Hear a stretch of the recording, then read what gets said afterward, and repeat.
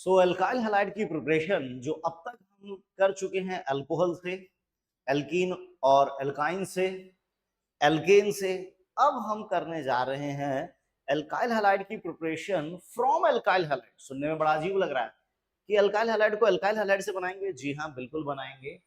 Basically यहां पर जो हम करने जा रहे हैं वो है halide ion exchange. Halide ion exchange मतलब एक हैलाइड दूसरे हैलाइड को रिप्लेस कर देगा। बेसिकली एक तरीके का न्यूक्लियोफिलिक सब्स्टिट्यूशन, जिसमें दो तरह के केस हमें डिस्कस करने हैं। Number one is Finkelstein reaction and number two is Swarts reaction.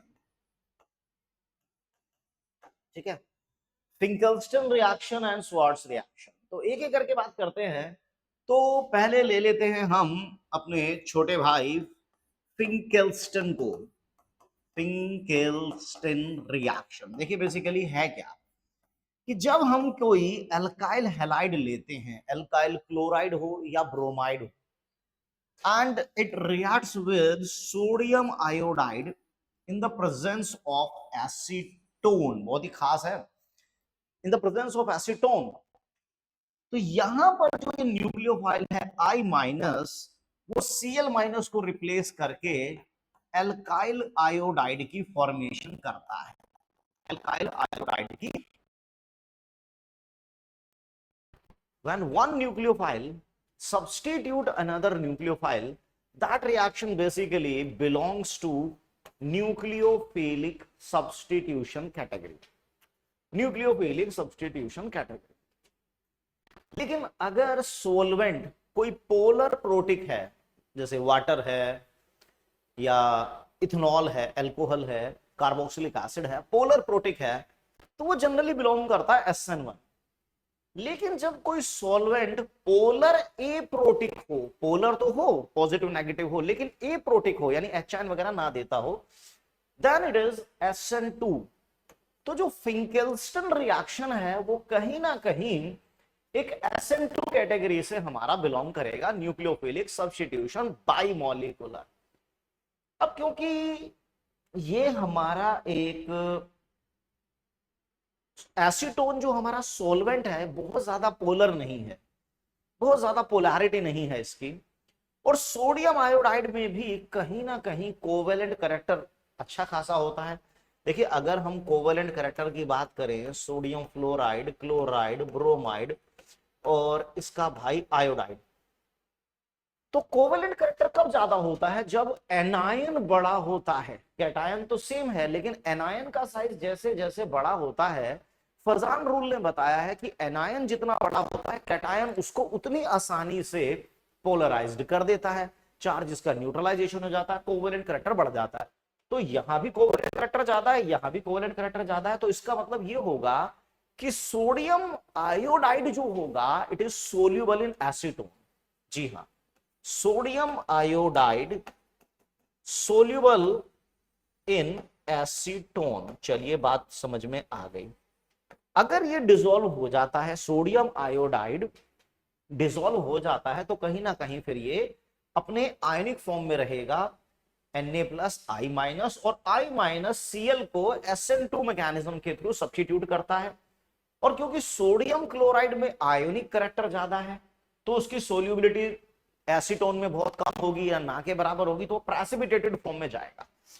और जो कंपाउंड प्रेसिपिटेटेड फॉर्म में जाते हैं ना, वो रिएक्शन को बहुत ज्यादा फॉरवर्ड करते हैं, बहुत ज्यादा। देखो प्रेसिपिटेशन एक बहुत ही बड़ी ड्राइविंग फोर्स होती है, जैसे एरोमेटिसिटी एक ड्राइविंग फोर्स होती है, इसी तरह प्रेसिपिटेशन भी एक बहुत बड़ी ड्राइविंग फोर्स होती है, जो ली चैटलर प्रिंसिपल की अगर हम बात करें तो रिएक्शन को बहुत बहुत ज्यादा फॉरवर्ड लेके जाएगा। मींस अगर सोडियम क्लोराइड यहां पर एक प्रेसिपिटेटेड फॉर्म में बन रहा है तो it will basically boost the reaction towards forward direction.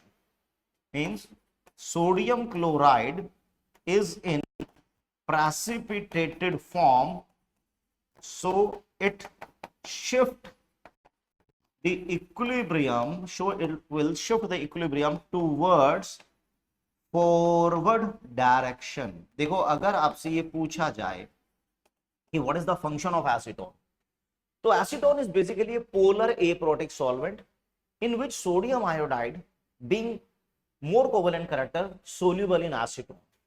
अगर ये इसमें डिसोल्व हो जाता है तो आयनिक फॉर्म में, डिसोशिएटेड फॉर्म में रहेगा। I minus can easily substitute Cl minus and we get alkyl iodide.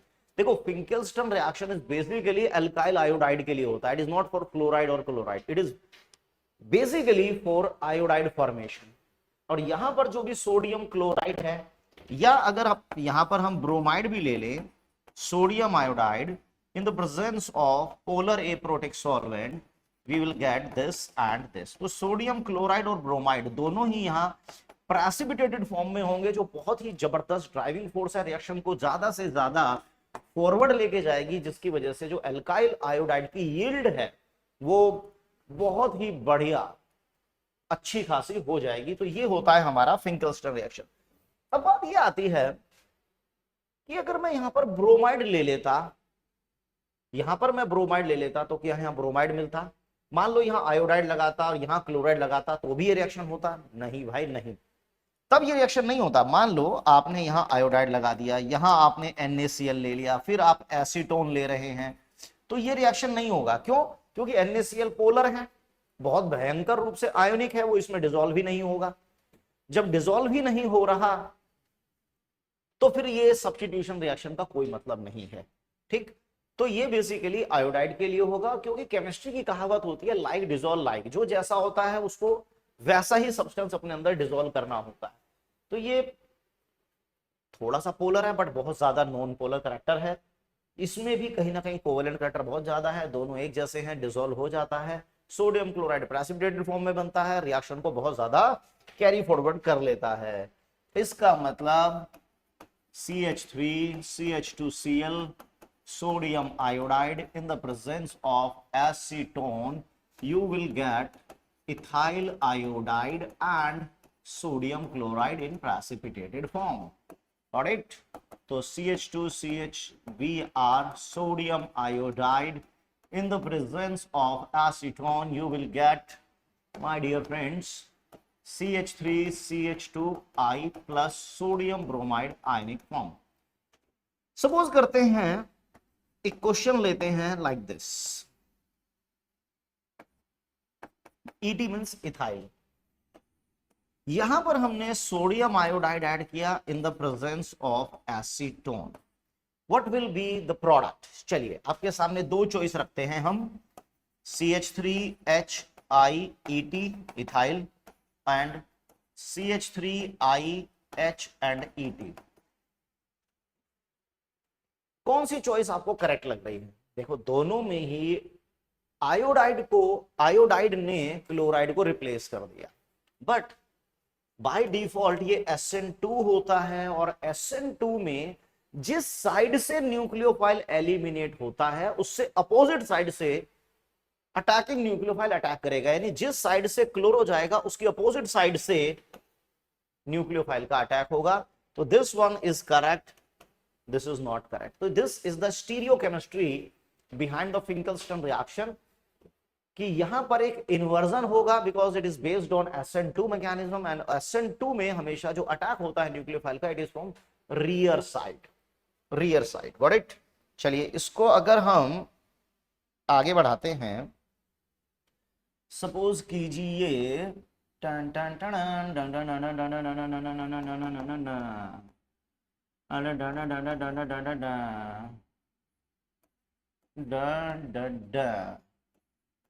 ठीक है। चलिए sodium iodide in the presence of acetone, तो अब क्या होगा, जिस साइड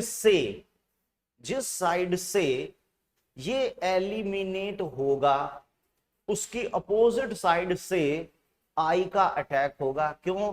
क्योंकि this is SN2, this is SN2। तो अब आप ये सोचिएगा, अब आप ये खुद सोचिएगा कि यहां पर प्रोडक्ट क्या मिले जिससे कि इन्वर्जन हो जाए, सोचिएगा। चलिए सो नेक्स्ट है हमारा स्वार्ट्स रिएक्शन। देखिए क्या है स्वार्ट्स रिएक्शन। देखो जनरली हम फ्लोरो कंपाउंड को डायरेक्ट बना नहीं पाते क्योंकि फ्लोरिनेशन बहुत ज्यादा वायलेंट है, उसको कंट्रोल करना बहुत मुश्किल होता है, बहुत ज्यादा एक्सोथर्मिक रिएक्शन होते हैं फ्लोरिनेशन। लेकिन स्वार्ट्स रिएक्शन में हम फ्लोराइड कंपाउंड को बनाएंगे विद द हेल्प ऑफ, वो चाहे AgF लिया जाए, सिल्वर फ्लोराइड लिया जाए, या मर्क्यूरस फ्लोराइड लिया जाए, मर्क्यूरस फ्लोराइड लिया जाए, या कोबाल्ट फ्लोराइड लिया जाए, या एंटीमनी फ्लोराइड लिया जाए, कोई भी ले सकते हैं हम, एनीवन, फ्लोरिनेटिंग एजेंट यहां पर कोई भी हो सकता है। Fluoride will substitute Cl and you will get ethyl fluoride and AgCl, again AgCl जो हमें मिलेगा यहां पर फिर से प्रेसिपिटेटेड फॉर्म में मिलेगा, और precipitation is a very dangerous driving force, reaction को बहुत ज्यादा फॉरवर्ड कर देती है। अगर कहीं पर भी आपको लग रहा है प्रोडक्ट साइड में प्रेसिपिटेशन हो रहा है तो आप मान के चलिएगा कि थर्मोडायनेमिकली उस रिएक्शन को होने से दुनिया की कोई ताकत नहीं रोक पाएगी। उस रिएक्शन का डेल्टा जी बहुत ज्यादा नेगेटिव होगा, उस रिएक्शन का डेल्टा एच एक्सोथर्मिक होगा, यानी कि बहुत ज्यादा वो रिएक्शन स्पॉन्टेनियस होगा just because of this precipitation. तो यहां पर फ्लोराइड सब्स्टिट्यूटेड क्लोराइड, ये हम इन तीनों चारों में से किसी के साथ भी कर सकते हैं, जो मैंने आपको फ्लोराइड के साथ दिखाया है वो आप इनमें से किसी के भी साथ कर सकते हैं। और इसका भी जो स्टीरियोकेमिस्ट्री होती है, स्वार्ट्स रिएक्शन की जो स्टीरियोकेमिस्ट्री होती है वो भी कहीं ना कहीं SN2 पर ही बेस्ड होती है, कहीं ना कहीं वो भी SN2 मैकेनिज्म को ही इन्वॉल्व करती है। चलिए, तो यहां पर हमने दो हैलाइड एक्सचेंज रिएक्शन देखे जिसमें हमने एल्काइल हैलाइड को ही एल्काइल हैलाइड में कन्वर्ट किया। चलिए अब हम एक और प्रोसेस पर आते हैं जो हैलाइड एक्सचेंज तो नहीं है, वो है हुन्स डाइएकर रिएक्शन। देखो सबसे पहले हमने बनाया एल्कोहल से, देन एल्कीन से, देन एल्केन से, देन हैलाइड एक्सचेंज। चार प्रिपरेशन हम कर चुके हैं, चार मेथड। अब हम आते हैं नंबर 5, बोरोडाइन हुन्स डाइएकर रिएक्शन, या जस्ट हुन्स डाइएकर रिएक्शन के नाम से भी इसको जाना जाता है। बोरोडाइन हुन्स डाइएकर रिएक्शन कह लीजिए या जस्ट हुन्स डाइएकर रिएक्शन कह लीजिए, बोथ आर सेम। आखिर इसमें किया क्या जाता है, क्या इसका मैकेनिज्म पार्ट होता है, यहां पर हमने लिया है silver salt of fatty acid, this is silver salt of fatty acid. चलिए बहुत बढ़िया। एंड देन हम इसको रिएक्ट करा रहे हैं ब्रोमीन के साथ इन the presence of a non polar solvent CCl4। इसका क्या रोल होगा वो भी देखेंगे। छोटा सा मैकेनिज्म अगर हम समझें तो बहुत इजीली हम इसको कर सकते हैं। देखिए छोटा सा मैकेनिज्म देखें, क्योंकि क्या होगा, देखिए ये है थोड़ा सा पोलर, ठीक है, और ये है ब्रोमीन, तो कहीं ना कहीं देखो संगति का असर इंसान पे जरूर पड़ता है। पोलर क्या कर सकता है, नॉन पोलर को थोड़ा सा तो पोलराइज कर ही देगा। इस थोड़े से पोलराइजेशन की वजह से एक पार्ट नेगेटिव और एक पार्ट पॉजिटिव हो सकता है। तो हमें क्या करना चाहिए, हमें पॉजिटिव नेगेटिव को तो एलिमिनेट कर देना चाहिए। पॉजिटिव नेगेटिव को हमने क्या कर डाला, एलिमिनेट कर डाला, तो ये फिर से AgBr बनेगा, और यहां पर हमें क्या मिल रहा है, एक RCOBr, इस टाइप से कुछ एक इंटरमीडिएट आया है। लेकिन जो ये कार्बन टेट्राक्लोराइड होता है, एक नॉन पोलर सॉल्वेंट होता है, कहीं ना कहीं ये फ्री रेडिकल की तरफ रिएक्शन को लेके जाने की कोशिश करता है, कहीं ना कहीं होमोलिटिक क्लीवेज को फेवर करता है। हमने यहां से होमोलिटिक क्लीवेज की O डॉट Br डॉट, यहां से की R डॉट और C डॉट, तो C डॉट और O डॉट दोनों मिलके तो CO2 बना गए, एंड R डॉट और Br डॉट मिलकर एल्काइल ब्रोमाइड बना। मींस यहां पर एक तरीके का डी कार्बोक्सिलेशन देखने को मिल रहा है, एक तरीके का डी कार्बोक्सिलेशन। अगेन याद रखिएगा, डी कार्बोक्सिलेशन भी एक अच्छी खासी ड्राइविंग फोर्स है, क्योंकि CO2 एक बहुत स्टेबल कंपाउंड है। तो यहां पर डी कार्बोक्सिलेशन भी हो रहा है, साथ में प्रेसिपिटेशन भी हो रहा है। तो ब्रह्मा और विष्णु दोनों ने हाथ मिला लिए हैं, मींस दो दो ड्राइविंग फोर्स है। तो आप सोच सकते हैं रिएक्शन कितना ज्यादा फॉरवर्ड जाएगा। Means this is alkyl bromide plus carbon dioxide and this one. तो यहां पर ये हमारा एक तरीके का स्टेप डाउन रिएक्शन हो गया। ये हमारा एक तरीके का एक स्टेप डाउन रिएक्शन है, क्योंकि इसमें एक कार्बन कम हुआ है। क्या ये क्या बता रहे हो आप? देखिए CH3COAG plus Br2 and in the presence of this. तो हम क्या कर रहे थे, यहां से हमने किया डी कार्बोक्सिलेशन। तो this is methyl bromide plus CO2 and AgBr। अच्छा, एक कार्बन कम हो गया जी, हाँ एक कार्बन कम हो गया। तो अब ये मैंने अगर 4 कार्बन का लिया है silver salt in the presence of this, तो फिर से इसको तो डी कार्बोक्सिलेट कर दो और कार्बन चेन 4 कार्बन से 3 कार्बन की कर दी जाए। ठीक है, तो दिस इज हुन्स-डाइएकर रिएक्शन।